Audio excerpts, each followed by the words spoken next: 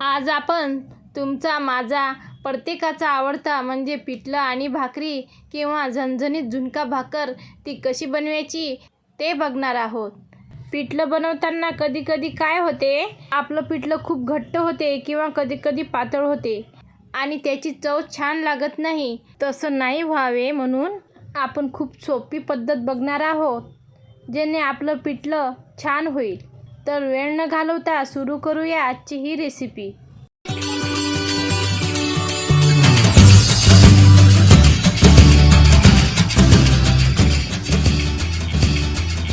सर्वात आधी पिठलं बनवण्यासाठी लागणारं झणझणीत वाटण तयार करून घेऊ. त्यासाठी मिक्सरच्या भांड्यामध्ये अर्धा चम्मच जिरे, 10 ते 12 लसणाच्या पाकळ्या, 5 ते 6 तिखट हिरव्या मिरच्या, अगदी पाव टीस्पून मीठ घालू आणि पाणी न घालता जाडसर वाटण तयार करून घेऊ. तर आपलं पिठलं बनवण्यासाठी वाटण तयार झालं. याला जास्त बारीक वाटायचं नाही, असंच जाडसर ठेवायचं. आता एका भांड्यामध्ये 1 वाटी बेसन घेतलं आहे. ज्या वाटीनं बेसन घेतलं आहे त्याच वाटीनं 1 वाटी कोमट पाणी घ्यायचं आहे. थोडे थोडे पाणी घालून आपल्याला याच्या गुठल्या मोडायच्या आहे. स्मूथ बॅटर बनवायचे आहे.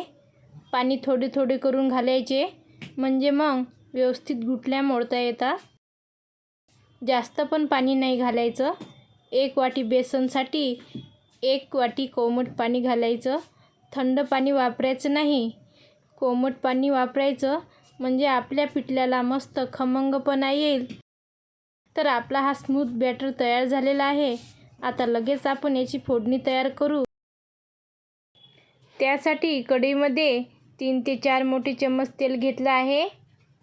पिठलं किंवा झुणकासाठी तेल थोडे जास्त घ्यायचं. तेल गरम झाले की यामध्ये अर्धा चम्मच जिरं घालायचं.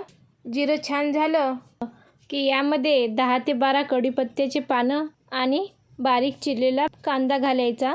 पिठल्यामध्ये कांदा थोडा जास्त घालायचा, म्हणजे पिठल्याला चव छान येते. कांदा खूप जास्त परतायचा नाही, थोडं लालसर होईपर्यंत परतून घ्यायचा. तर हे बघा, 3-4 मिनिटांनी कांदा परतून झाला. खूप जास्त डार्क केला नाही. आता यामध्ये घालूया अर्धा टीस्पून हळद, भरपूर अशी बारीक चिरलेली कोथिंबीर. पिठल्यामध्ये कोथिंबीर जास्त घालायची, म्हणजे तिची चव छान येते. आणि मंद आचेवर 2 मिनिट याला परतून घेऊ. आता तयार करून घेतलेले हिरवी मिरची, लसूण याचे वाटण घालू आणि पुन्हा 2 मिनिट मंद आचेवर परतून घेऊ. वाटण घातल्यावर गॅस मोठा करायचा नाही, नाहीतर वाटण करपू शकतो. तर 1-2 मिनिट वाटण परतून घेतलं. आता फक्त 5 सेकंदासाठी गॅस मोठा करायचा आणि मग त्यामध्ये पाणी घालायचे. मस्त चरचरीत फोडणी बसते. इथे मी 3 ते 3.5 ग्लास पाणी घातले. चवीपुरतं मीठ घालू, थोडी चिरलेली कोथिंबीर घालू. त्याला पुन्हा एकदा ढवळून घेऊया आणि गॅस मोठा करून उकळी काढायची आहे. आणि मंद आचेवर 2 मिनिट उकळत ठेवायचं, म्हणजे मग हे सगळे फ्लेवर्स पाण्यामध्ये उतरतील. 2 मिनिट गॅस कमी ठेवायचा आणि उकळत्या पाण्यामध्ये तयार करून घेतलेलं बेसन थोडे थोडे करून घालायचं. एका हाताने बॅटर घालायचं आणि दुसऱ्या हाताने चम्मचने याला फिरवत राहायचं, जेणे त्याच्या गुठळ्या तयार होत नाही.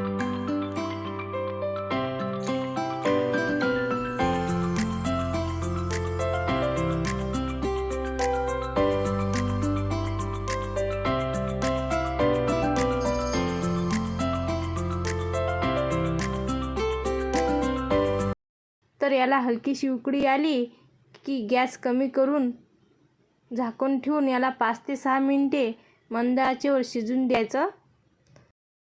5 ते 6 मिनिटे झाले आहेत. आपलं पिठलं तयार झालं आहे.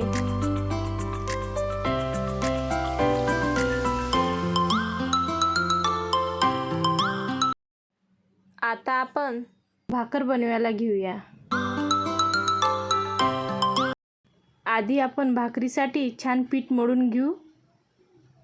पीठ छान एकजीव होईपर्यंत मळून घ्यायचं आहे.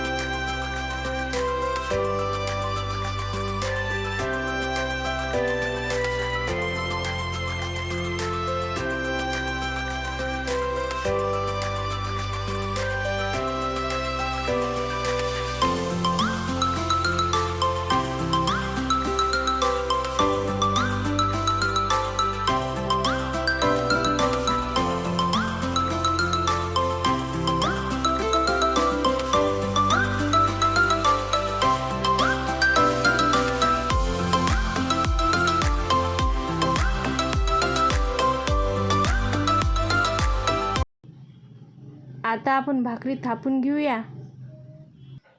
तुम्हाला जशी वाटेल जाड पातळ तुम्ही भाकर बनवू शकता.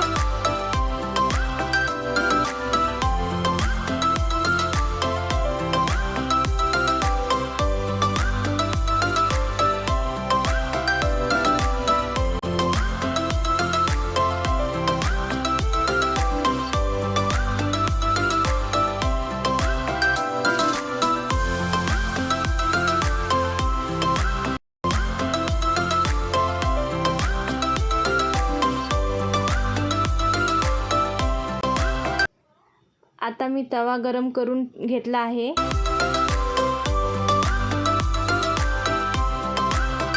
भाकरी टाकली की गॅस कमी करून सगळीकडे भाकरीला पाणी लावून घ्यायचं.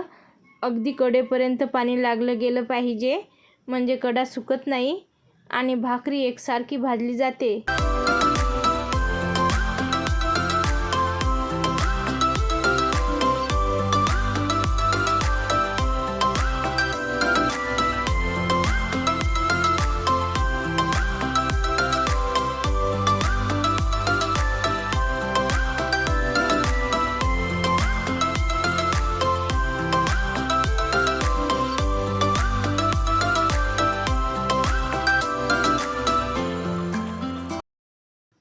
सर्व पाणी थोडं सुकलं की मग भाकरी उलटून घ्यायची आणि एका बाजूनं छान भाजून घ्यायची.